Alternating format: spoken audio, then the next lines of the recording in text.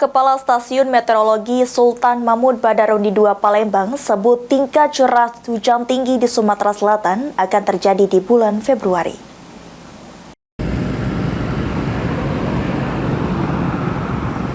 Kepala Stasiun Meteorologi SMB 2 Palembang Siswanto menyebutkan jika tingkat curah hujan tinggi mencapai 15% hingga 30% dari normal yang akan terjadi di Sumatera Selatan pada bulan Februari.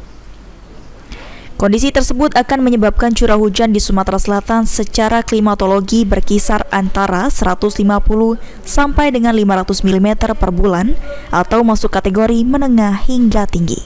Ini masih akan berkisar antara 150 sampai dengan 500 mm per bulan.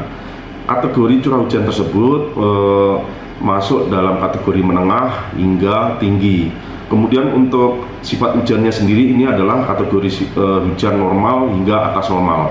Untuk kategori hujan atas normal ini mengandung arti atau mengandung makna bahwa di suatu wilayah yang ada di Sumatera Selatan akan mendapatkan guyuran curah hujan dalam satu bulan setidaknya akan lebih besar antara 15 sampai dengan 30% dari normalnya atau rata-rata.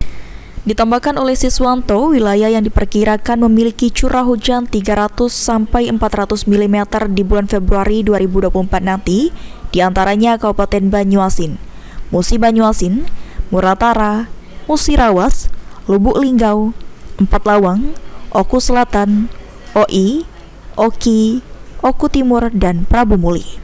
Kemudian untuk daerah yang memiliki curah hujan 400 sampai 500 mm yang masuk kategori tinggi diprediksi berada di Kabupaten Kota Muara Enim dan Lahat. Ilham Wahyudi, PAL TV.